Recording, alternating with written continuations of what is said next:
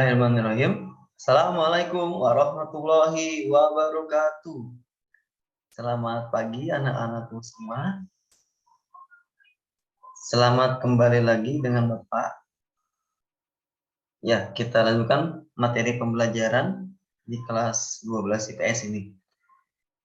Untuk materi kali ini, kita masih di bab yang sama, yaitu masih ada di bab tata ruang wilayah ya. Nah, subbab pada pembelajaran pada video kali ini adalah tentang perencanaan tata ruang wilayah. Oke. Jangan lupa supaya tidak ketinggalan video-video pembelajaran yang sudah Bapak share. Jadi terus ikuti video-video dengan subscribe channel Yogi Edutainment. Karena ini akan terus dipakai sampai nanti kalian menjelang ujian nasional. Bahkan nanti juga insya Allah akan ada pembahasan soal-soal UN, USBN, dan soal-soal PTN. Insya Allah nanti akan ada di video selanjutnya ya. Tapi saat ini kita fokus kepada materi yang ada di depan kita saat ini. Ya, materi saat ini adalah tentang perencanaan tata ruang wilayah. Next ya.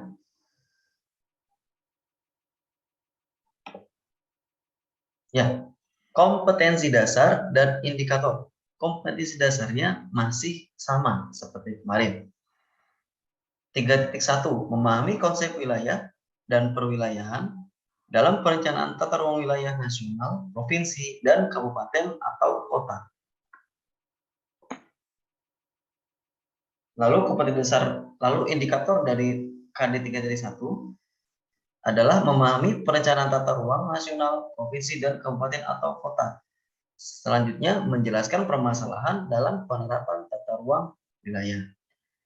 Itu adalah indikator dari KD 3.1. Lalu kita berlanjut ke kompetensi dasar 4.1, yaitu membuat peta pengelompokan penggunaan lahan di wilayah kabupaten atau kota atau provinsi berdasarkan data wilayah setempat.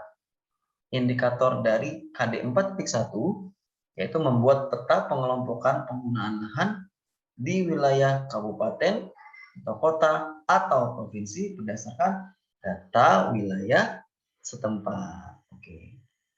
Next slide. Tujuan dan manfaat pembelajaran pada pembelajaran kali ini. Tujuan pembelajarannya yaitu setelah pembelajaran berlangsung, diharapkan siswa mampu A. Memahami perencanaan tata ruang nasional, provinsi, dan kabupaten atau kota. Yang kedua, menjelaskan permasalahan dalam penerapan tata ruang wilayah. Jadi, diharapkan setelah pembelajaran ini, setelah kalian menonton video ini, diharapkan kalian mampu memahami perencanaan tata ruang nasional, provinsi, dan kabupaten atau kota. Dan juga diharapkan kalian itu mampu menjelaskan permasalahan dalam tata ruang kota itu apa saja sih dalam penerapan tata ruang wilayah itu. Tuh. Manfaat pembelajarannya. Setelah kalian menonton video ini, diharapkan manfaatnya yaitu agar mampu mengamati proses progres pembangunan dengan perencanaan tata ruang di sekitar wilayah tempat tinggal. Jadi diharapkan kalian itu mampu nanti mengamati lalu menyimpulkan, menganalogikan antara teori yang ada dengan apa yang ada di lingkungan sekitar kita. Seperti apakah ada pembangunan di sekitar lingkungan kita lihat bagaimana perencanaan tata ruangnya, lalu bagaimana actionnya, lalu bagaimana menanggulangi dampak dari pembangunan itu. Jadi itu semua harus diperhatikan dari awal sampai akhir ya. Jadi diharapkan tonton terus video ini dari awal sampai akhir. Next. Perencanaan wilayah. Ya, perencanaan wilayah adalah proses untuk mengetahui dan menganalisis kondisi saat ini, meramalkan perkembangan berbagai faktor, memperkirakan faktor-faktor, menetapkan tujuan dan sasaran yang ingin dicapai, menetapkan langkah-langkah untuk mencapai tujuan, serta menetapkan lokasi dan berbagai kegiatan yang akan dilaksanakan. Jadi namanya perencanaan itu kompleks. Perencanaan itu berarti segala sesuatu yang akan dipersiapkan sebelum pembangunan itu atau actionnya itu dilakukan. Itu apa saja sih? Maksudnya di sini adalah perencanaan wilayah itu ada proses untuk mengetahui dan menganalisis kondisi saat ini. Jadi bagaimana mampu mengetahui kondisi saat ini cocok tidak untuk dikembangkan wilayahnya, dianalisa bagaimana kendala-kendalanya, apa saja hambatan-hambatannya, lalu bagaimana solusinya, dan apa sih dampak-dampaknya terhadap lingkungan dan juga masyarakat dalam proses pembangunan wilayah. Lalu mengetahui, meramalkan perkembangan berbagai faktor, memperkirakan faktor-faktor. Maksudnya ini apa? Jadi bagaimana bisa memprediksi faktor-faktor untuk bisa melancarkan proses pembangunan ini. Dalam perjalanannya pasti akan banyak faktor-faktor, entah itu faktor pendukung dalam pembangunan wilayah atau ada faktor-faktor hambatan dan lain-lainnya. Jadi itu semua harus dianalisa dan ketahui supaya bisa diminimalkan dampaknya di akhir nanti dan tidak menghambat pembangunan wilayah yang sudah direncanakan. Lalu menetapkan tujuan dan sasaran yang ingin dicapai. Jelas dalam suatu pembangunan harus ada tujuan dan sasaran yang ingin dicapai. Karena jika tidak ada tujuannya, nggak tahu nih pembangunan itu untuk apa, gunanya untuk siapa, sasarannya siapa. Apakah hanya untuk masyarakat kecil atau masyarakat menengah atau masyarakat kelas atas, atau memang pembangunan ini ditujukan untuk segala golongan masyarakat. Gitu. Jadi itu harus tahu pasar-pasarnya ya, targetnya. Selanjutnya, menetapkan langkah-langkah untuk mencapai tujuan, serta menetapkan lokasi dan kegiatan yang akan dilaksanakan. Jadi plan itu harus tahu, oh di sini akan dibangun ini. Tujuannya untuk apa dibangun, manfaatnya apa, dampaknya apa, faktor-faktor apa saja kira-kira yang bisa menghambat, atau faktor-faktor apa saja yang kira-kira bisa melancarkan atau mendukung kegiatan ini. Jadi semuanya itu dianalisa dari awal sampai akhir. Itulah yang disebut dengan plan atau perencanaan wilayah. Oke, next.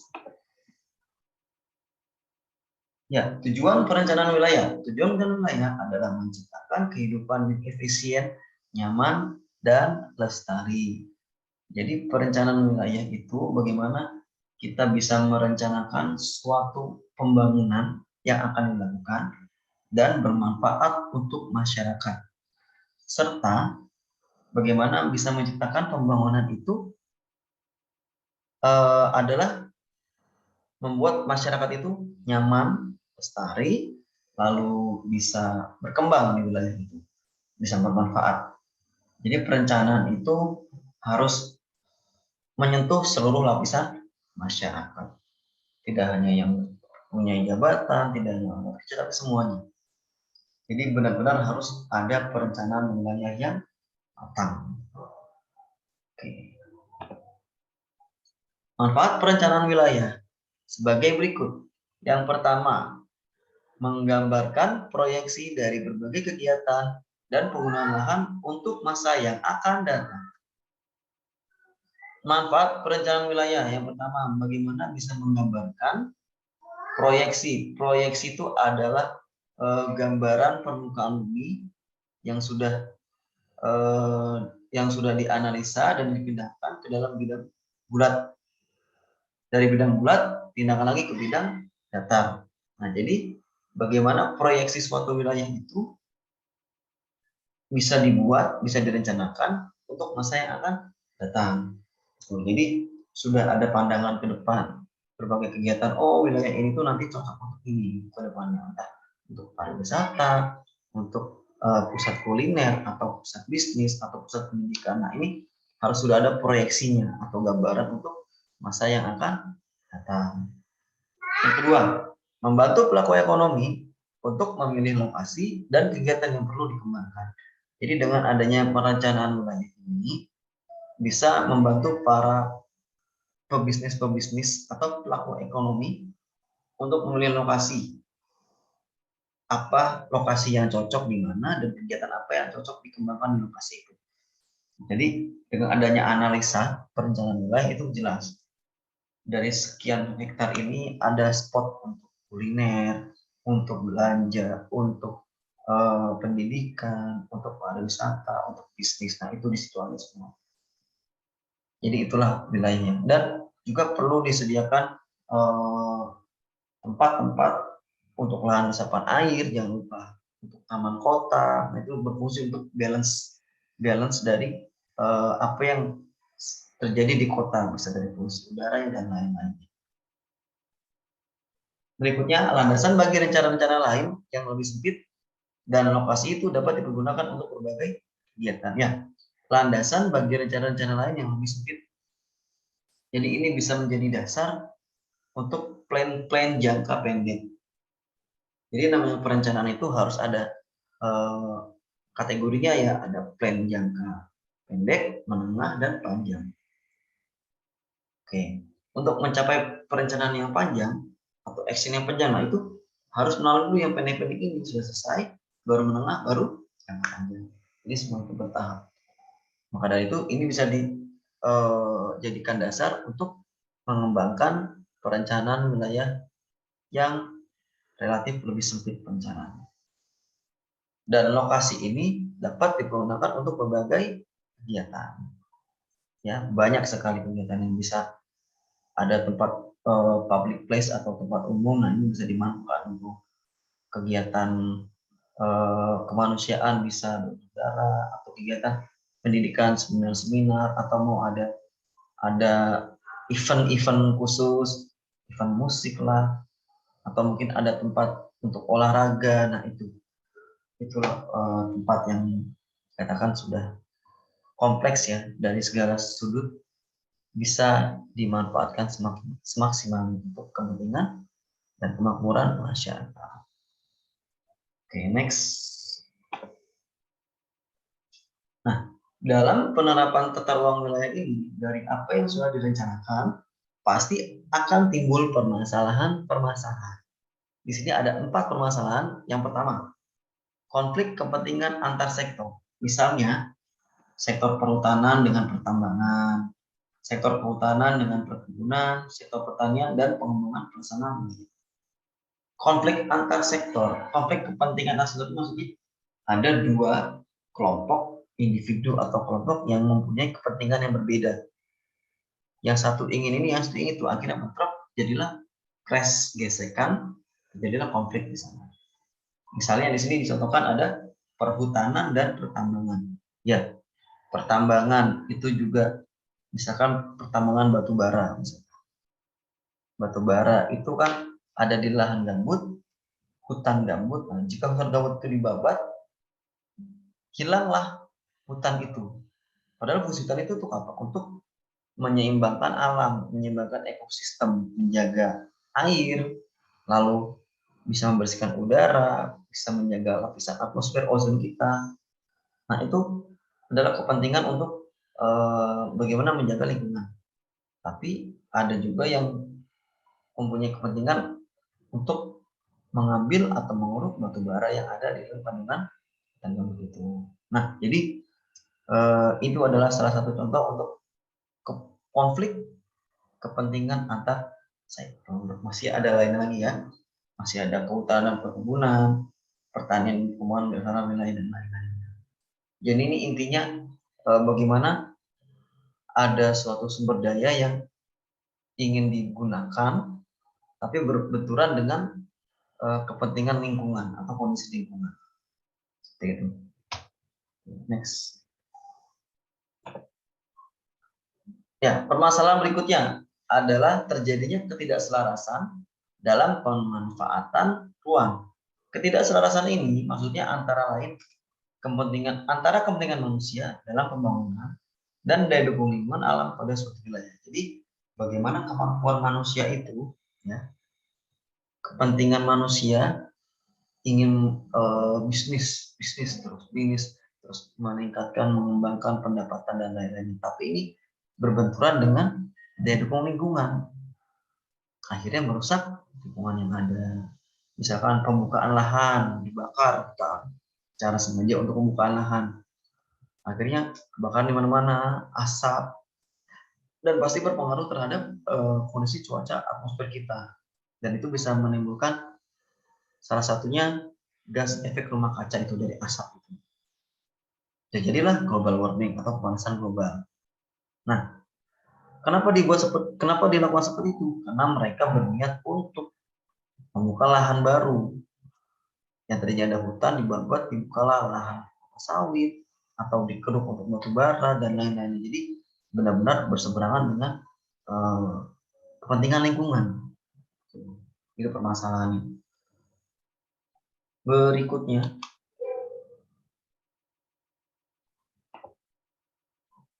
terjadinya penyimpangan pemanfaatan ruang. Penyimpangan ini terjadi akibat tidak konsisten dalam pengendalian pemanfaatan ruang.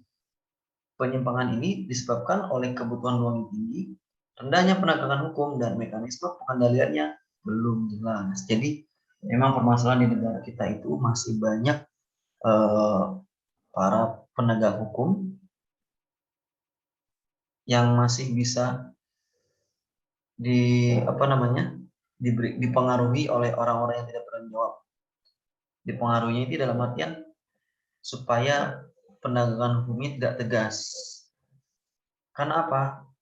Karena mereka-mereka yang punya kepentingan ini ingin mengembangkan usahanya, akhirnya merusak alam, merusak lingkungan dengan membuka lahan atau membabat hutan, dan itu tidak menggunakan planning dari bagaimana bisa membalance-nya atau mengadakan atau menyediakan ruang terbuka hijau untuk si pengusaha ini, untuk lahan yang ingin diambil ini.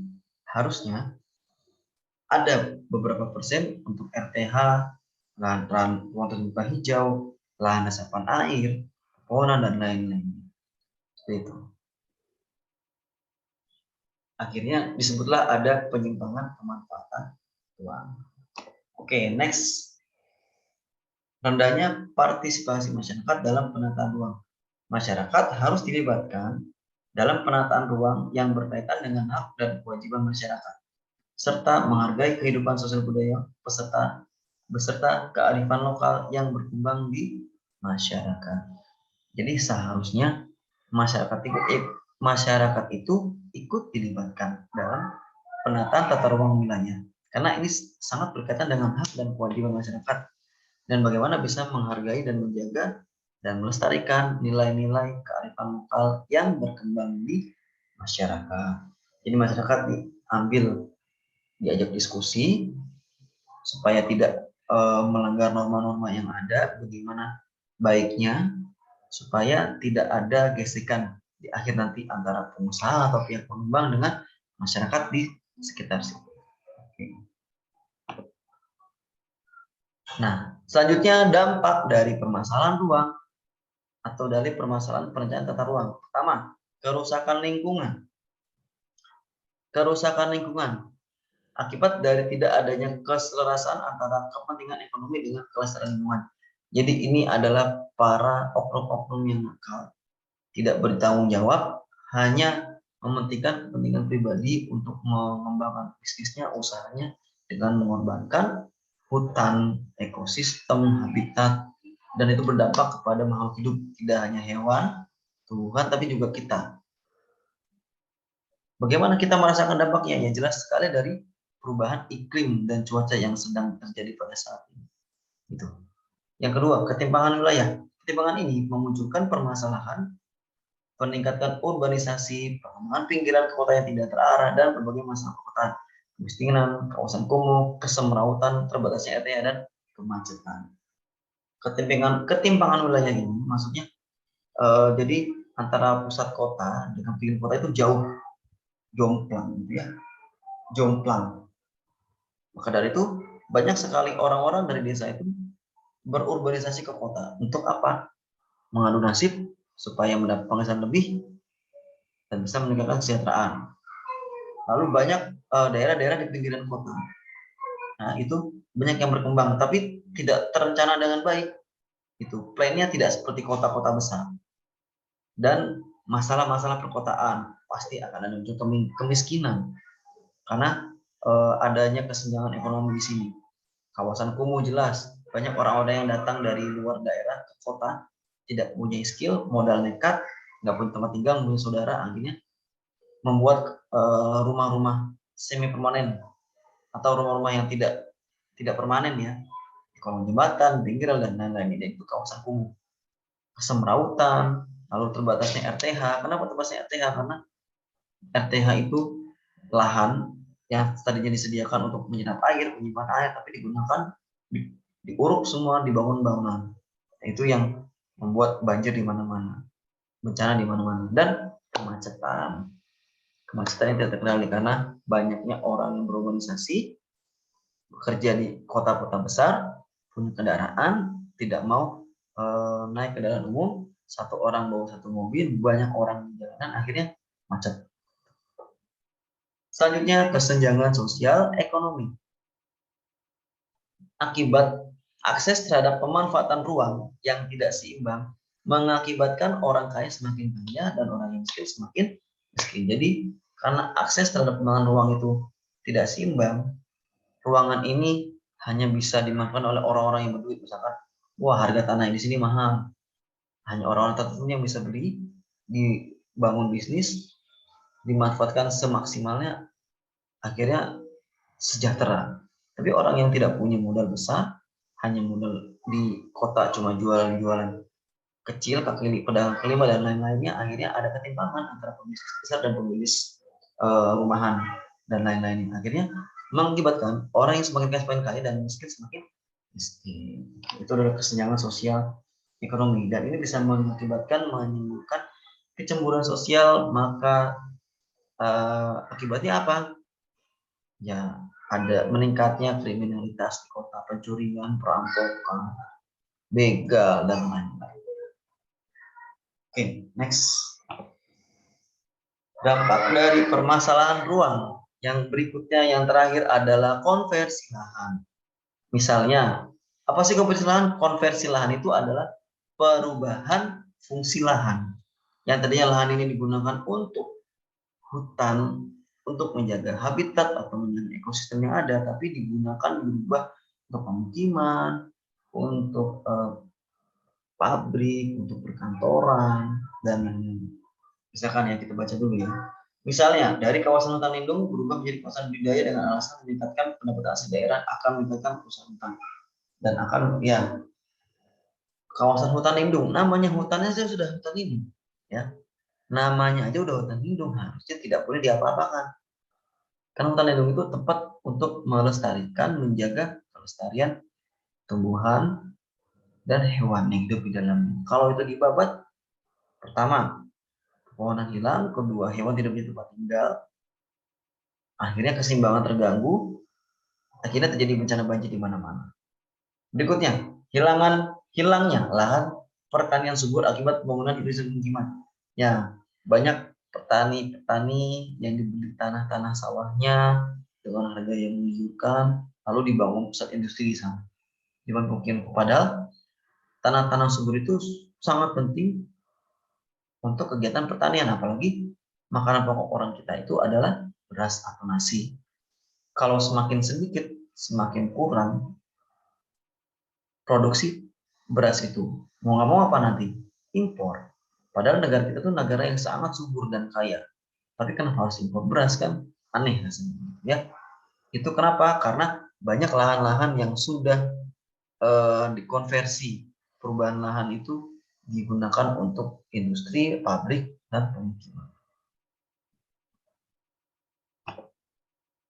Ya, alhamdulillah, sudah sampai di akhir pertemuan kita pada pagi hari ini. Semoga semuanya bisa disimak dari awal sampai akhir. Karena ini adalah materi pertemuan terakhir sebelum kita masuk ke ulangan harian di minggu selanjutnya. Oke, terima kasih sudah menyaksikan dan juga terima kasih sudah subscribe juga. Yang belum, jangan lupa. Oke, agar tidak ketinggalan video-video pembelajaran selama 1 tahun ini. Terima kasih dari saya. Kurang lebihnya mohon maaf. Wassalamualaikum warahmatullahi wabarakatuh. Terima kasih.